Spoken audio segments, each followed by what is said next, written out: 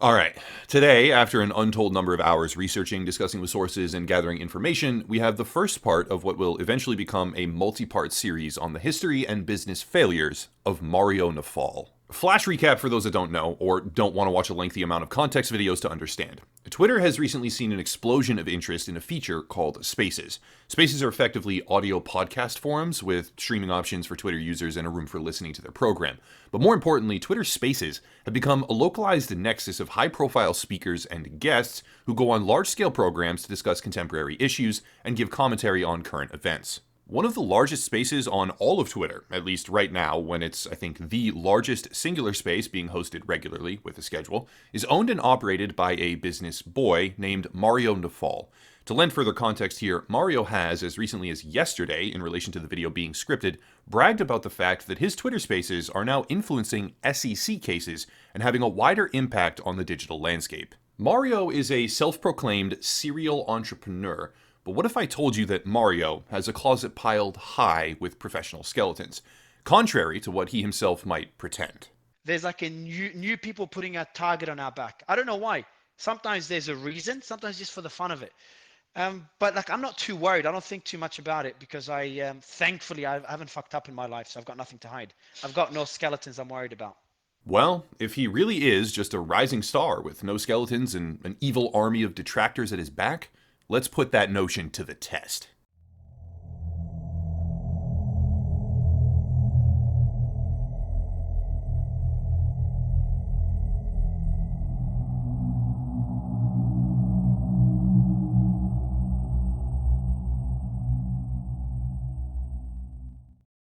The show he runs on Twitter is called The Roundtable, but far from his only business venture, Mario also operates a veritable kingdom of low-quality corporate enterprises, including IBC Group, an incubation/venture capital fund for the crypto space, Fruithy, a health and wellness company with international branches, and HX Hoverboard in Australia. During the original news cycle of FTX, as it just completely imploded on a global stage, Mario Nafal experienced a dramatic rise in popularity, owing to his coverage of the scandal and the guests he had on, including Elon Musk, I think 3 separate times now, Hunter Biden, Anthony Scaramucci, even sitting US politicians. Mario was rising rapidly, worming his way into the political discourse of America by hosting debates on COVID, covering the missile crisis in Poland as a result of Ukraine, and the list goes on. But behind the scenes, masked by an outward facade of professional importance, things have been unraveling. My original video pertained to prior choices inside IBC that led to things like deceptive website token pricing, taking down client lists, and a series of other suspect decisions that only spurred further skepticism rather than dissipating it. But today I'd like to go not 1, not 2, not 3, not 4, not 5, but more like a dozen steps further as we discuss the reality of what Mario really is and how his businesses really function. Here's a brief history of our relationship before getting started. On November 16th of 2022, I covered the story for the very first time. That video focused on certain discrepancies and shady decisions, and I can say shady all I want, Mario, bear that in mind, but largely fell short on high-impact insider information. Soon after, around the 24th, Mario responded with a haphazardly crafted Twitter video that was actually very, very embarrassingly poor, which only served to make him look worse. I myself continued, underlining why those choices and statements had been ridiculous, and rather than continue an intellectual sparring match that he was clearly outclassed in, Mario decided to threaten me. Turns out, Mario was behind the scenes, I guess I would say, scheming, and among other things, he was pushing ahead with a spurious potential lawsuit that threatened to illegally weaponize DMCA systems on YouTube in order to harm my channel. Suffice it to say, I don't take that kind of thing lightly. His lawyer threatened to force YouTube to take down the videos by December 16th. Obviously that never happened. I also filed an official California State Bar complaint against his lawyer for clear violations of professional ethics and responsibility. But far more importantly, the absurdity of this potential or possible lawsuit and my coverage of it attracted some attention. I began to receive messages from a host of potential sources. Now, for the sake of total clarity here, much of what I show today is filtered through a particular lens. That lens? Source protection. I have far more information than I'm publicly able to share right now, and more coming in every single day. That means documents, private correspondence, individual text messages, internal company information, etc., etc. because doing so would compromise one or more of my sources if I shared it improperly, which is utterly out of the question, and as a result, I need to talk about things in a very particular way. Also, I have gone through what I intend to be a standard process of verifying all of this evidence, including ELA, VELA, which are error level analysis and video error level analysis respectively, as well as checking metadata and a couple other small-scale mechanisms in order to verify legitimacy. Please keep all of that in mind as you watch the video. Today's portion is part of an unknown number. I anticipate 3 total videos, but that number may rise or fall depending on circumstance. However, what I can promise is that these videos will discuss topics and contain information that has not been previously analyzed and that will, in my opinion, substantially redefine the existing narrative. Part 1 focuses on the topic of investment, with an emphasis on financial aspects of Mario's past, but please understand, it's just the tip of the iceberg. Without further ado, let's really begin. What is IBC Group? IBC, for lack of a better way to describe it, is a Web3 acceleration and incubation fund. In simpler terms, it's a venture capital initiative. But what if I told you that IBC wasn't actually Mario's first foray into the world of startup investing? And what if I told you that dozens of people, to the tune of well over $1 million, never got their money back? Prior to his ventures at IBC in 2022, Mario was one of the largest influencers on a crypto social media website called BitClout, now known as DeSo, D-E-S-O, which is short for Decentralized Social.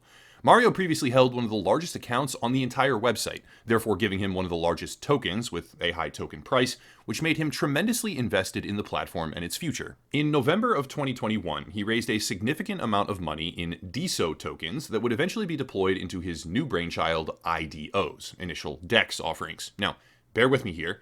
The world of IDOs is simple. Invest before they go live, much the same as a traditional stock market IPO or initial public offering, then sell once your tokens vest over an agreed upon timeline. For example, 10% unlock at launch, then more every month, week, etc. Mario, during the days of BitClout, allegedly used his following to leverage what seems to be over 7 figures in capital raises from dozens of different people. Just one catch, he did it in the form of a loan agreement with a very similar fund for people in his own company. Functionally, he let them invest in whatever IBC invested in, and then he took 80% of the investment profits. Matter of fact, one key difference here, looks like he claimed even more than 80% of whatever they might make from that particular portion of the fund. Regardless, this right here is a loan agreement obtained via internal sources. I actually have much more than this, it's just that some of it couldn't be shared at the moment. But anyway, the main thing to understand right now is that this was never an investment fund. It was always, from the very beginning, a loan arrangement with extremely strict terms. The project was officially called the DeSo IDO Fund, which is basically an initial DEX offering fund based on BitClout, and for the sake of simplicity, it contained 3 main verticals.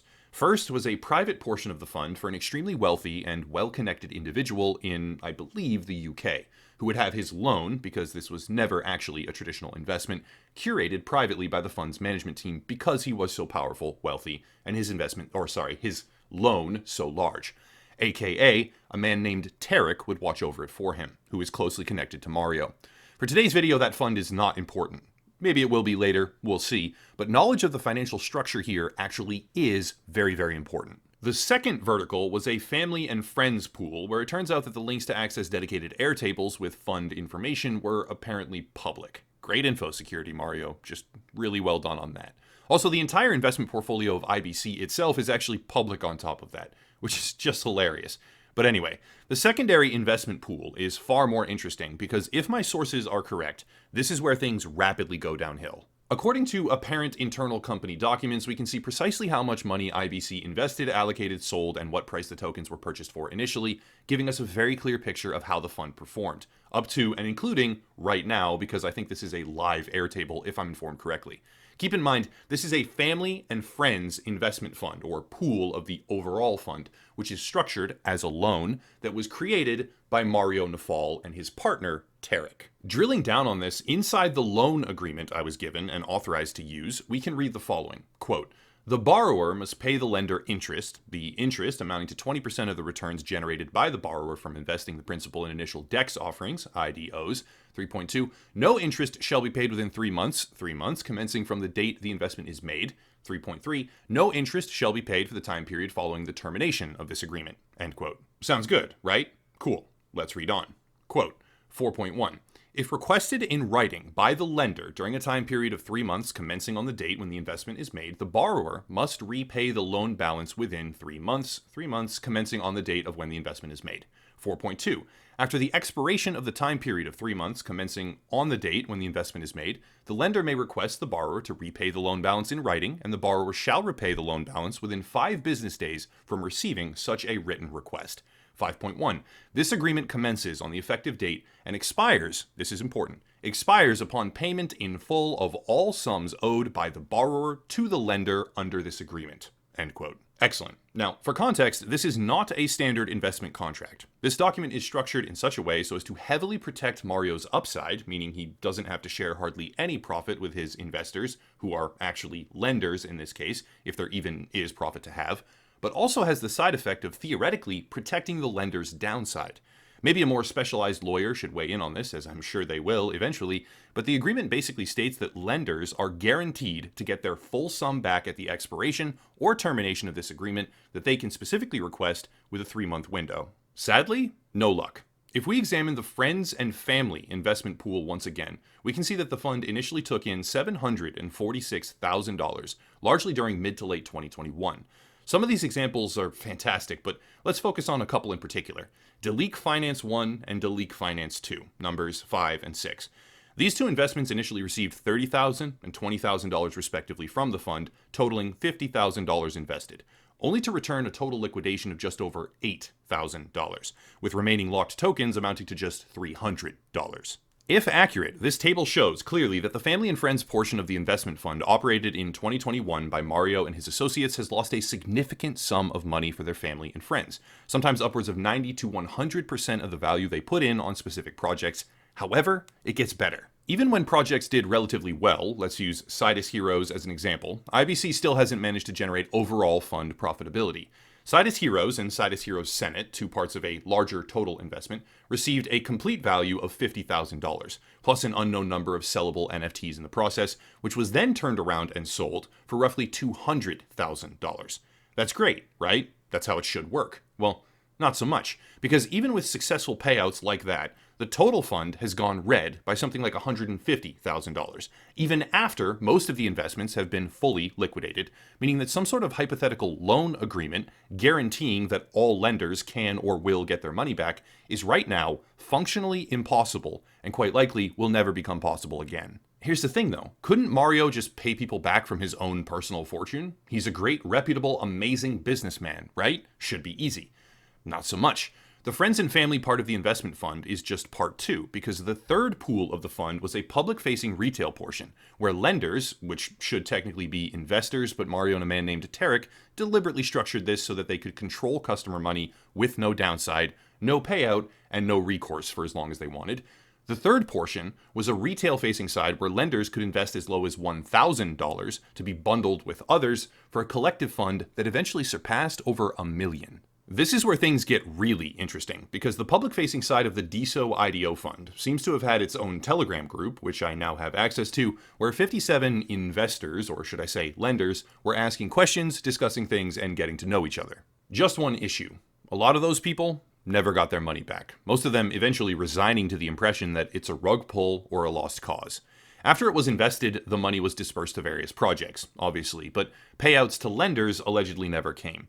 To my knowledge, almost no one managed to get their money out of this fund, neither public nor friends and family, except an incredibly small number. If anyone watching can prove me wrong on that, with first-hand testimony and evidence that they were part of the fund and managed to get their money back, please do contact me. Don't hesitate. Reach out. My email is down below. Mario and Tarek eventually distanced themselves from the group entirely. They stopped replying to anything regarding the fund in any chat room I've seen, and over time the memory of it all began to fade, leaving behind a broken trail of clues and breadcrumbs. Here's the heart of the problem. The contract was created in such a way, I would say deliberately, but that's speculation, where it allowed for nearly an unbelievable amount of ambiguity, protecting only Mario's ability to 1. Hold the money and never let go of it, and 2. Prevent himself from having to pay out hardly any of the profit should there ever even be profit to pay. The lenders were supposedly secure. They couldn't technically lose money as per their contractual agreement. The contract was even denoted specifically in US dollar equivalency, not raw total tokens, so that answers that, which means that the investment they made should have appreciated by some portion, or at absolute worst, not at all, with an easy parting of the ways that the lenders desired, only ever losing the opportunity for profit, but never the principal loan. That turned out to be not the case. Even if Mario wanted to, right now, the friends and family pool simply does not have enough money to pay out all of its lenders, despite the fact that those lenders still have a perpetual contractual right to get their money back.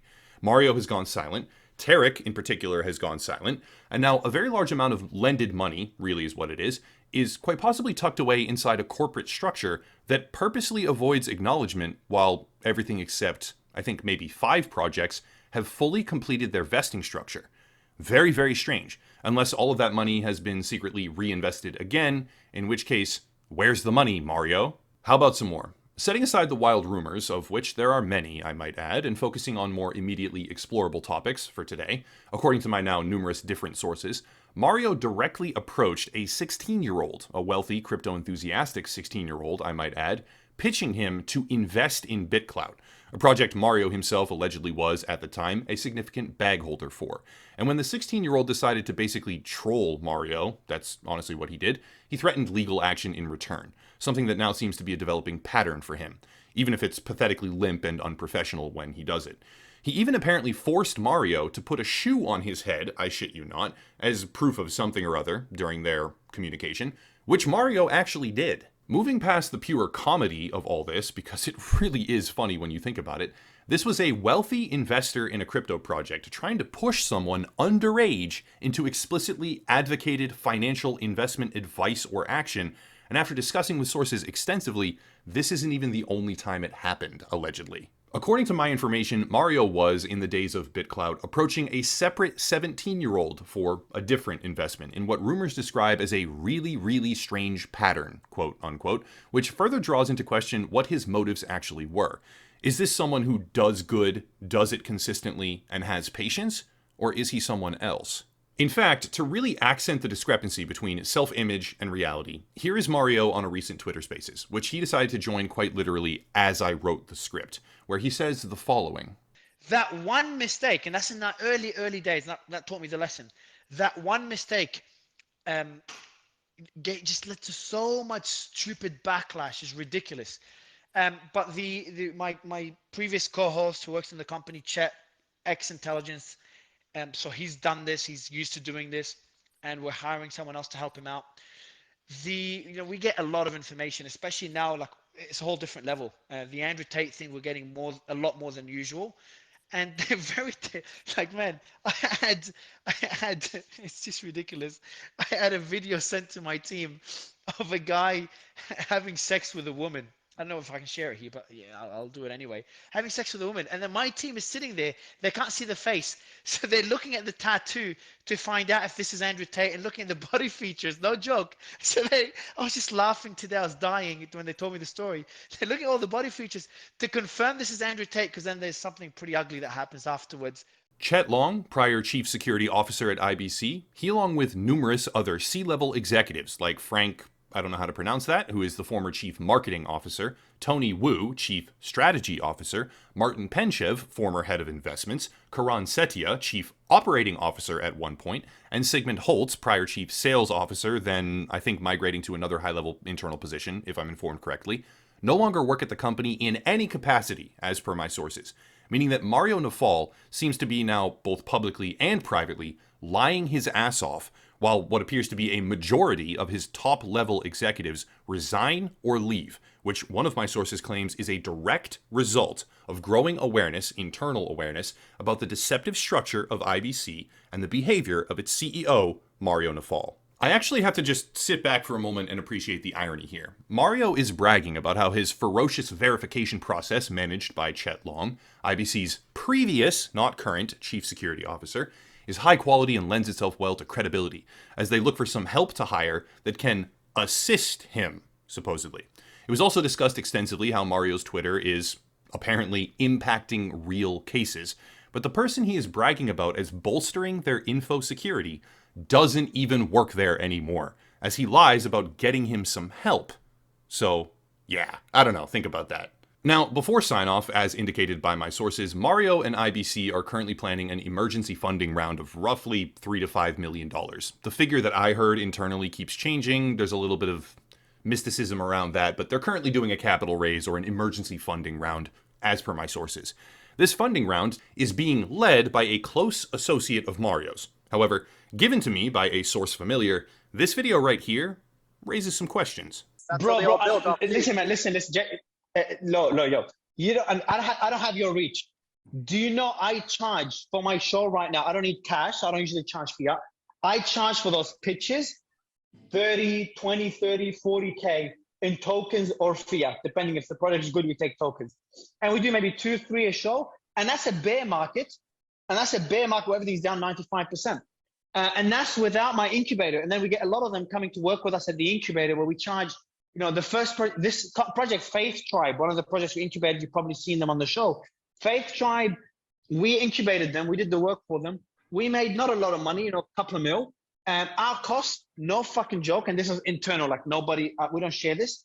Our cost was $8,000, excluding the time of 2 executives. I would be willing to wager, and my last wager ended quite nicely, I might add, that Faith Tribe paid a hell of a lot more than $8,000 for marketing and incubation, a service where Twitter verification alone supposedly costed in excess of $20,000 to $30,000 at the time, as per IBC's own internal policy. They would effectively charge as much money as they could possibly get from every single client to verify their Twitter, so my gut tells me that Faith Tribe might have expected quite a bit more than $8,000 in marketing, or at the very least, gave IBC millions of dollars more in equity than they likely should have. And perhaps the case is different. Perhaps Faith Tribe, of which IBC is incredibly proud it seems, only paid precisely $8,000 for all of their marketing. And perhaps the founder is already aware that IBC only spent that much on promotion of their project. Maybe he is also aware of the DSO IDO fund, as he raises millions of dollars for Mario at present. But awareness is never a bad thing, and being informed is always valuable. One more thing, actually. These right here, these matter. The vesting periods are critical, especially for other projects that IBC has incubated, and while this particular video focused exclusively on the investment and financial side of the picture, next time I'd like to focus on clients. It very well may be, as per apparent insider material, testimony, and documentation I have already received, that IBC was often offloading 100% of their periodically unlocked tokens, the moment they were able to, with a direct negative impact on their own clients, who seem to have quite literally begged them to stop or confronted them privately afterward. This, in conjunction with other issues that have been raised, will compose the second installment, Wherever the Truth May Lead, but for today, that is about it. Just kidding, because today has been incredibly jam-packed. Mario decided to say yet another thing on that same Twitter space where he, according to my sources, mistakenly talked about Chet Long working at the company. I've had, I don't know if I told you this, there's a channel that made a video against me. It never checked any facts, this random fucking stupid video with bullshit claims. Yeah. So what's funny is that it's like they're new to the game, because first you don't miss it. If you that's called defamation. If you have false information against someone, you get sued, you lose a lot of money. That's number one. Number two, he messed up because he pretended to be the freaking New York Times. I don't know if I can curse here, I almost did. The freaking New York Times to try to get information from people about me. Obviously, there's nothing there, so he wasted his time. Interesting.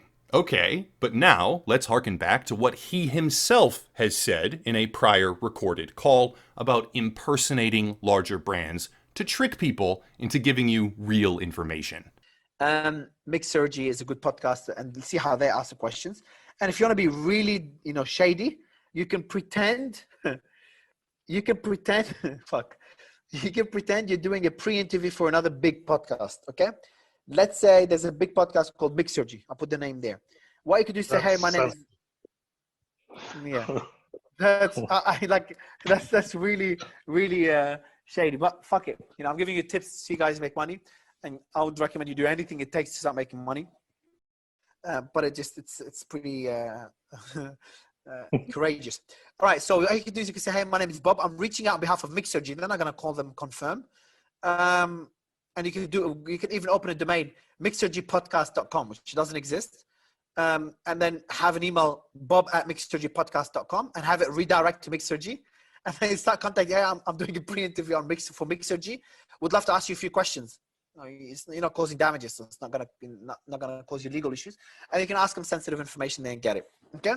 Sounds a whole hell of a lot like projection to me. Listen up, Mario. I have never, will never, and would never impersonate a journalist from the New York Times, of all places, to get information on anyone.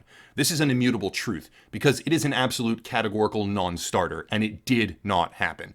You making that statement, you yourself, is quite literally the closest thing to defamation in this entire exchange between us, and I would advise you to be incredibly fucking careful going forward.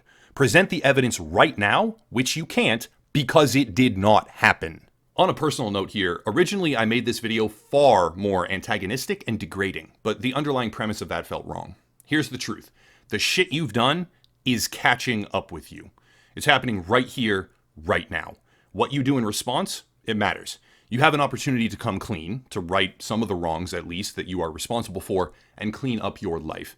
That option is right in front of you, and this little blue planet will keep on spinning. Hell, you'll probably come out even stronger than before, considering how far and how fast you've managed to grow like a fucking STD. Even though you extensively botted your social media presence, for which there appears to be evidence, like this report right here from Win.Solutions, who appear to have sold you a botted engagement service on the platform. Or this document, where IBC itself is apparently now attempting to create a social media botting service to sell their clients on.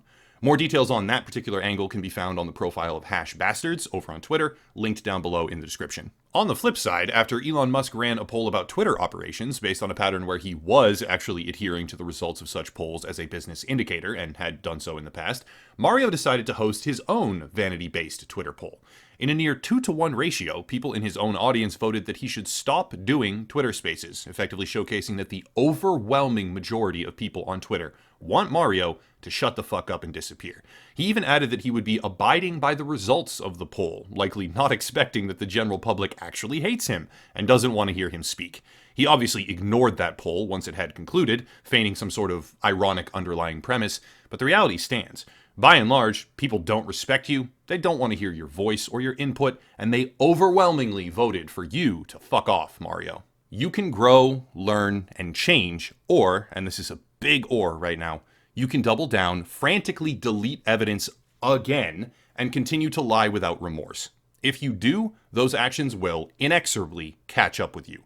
Maybe not today, maybe not tomorrow, but eventually. And before you sick Russell L. Boltwood on me again, just understand, I will beat both of you. You will lose, and it will be devastating. Learn your lesson. That's it. If you want to support the channel, please check out the links down below. Thank you all for watching, and have a nice night. Thankfully, I haven't fucked up in my life, so I've got nothing to hide.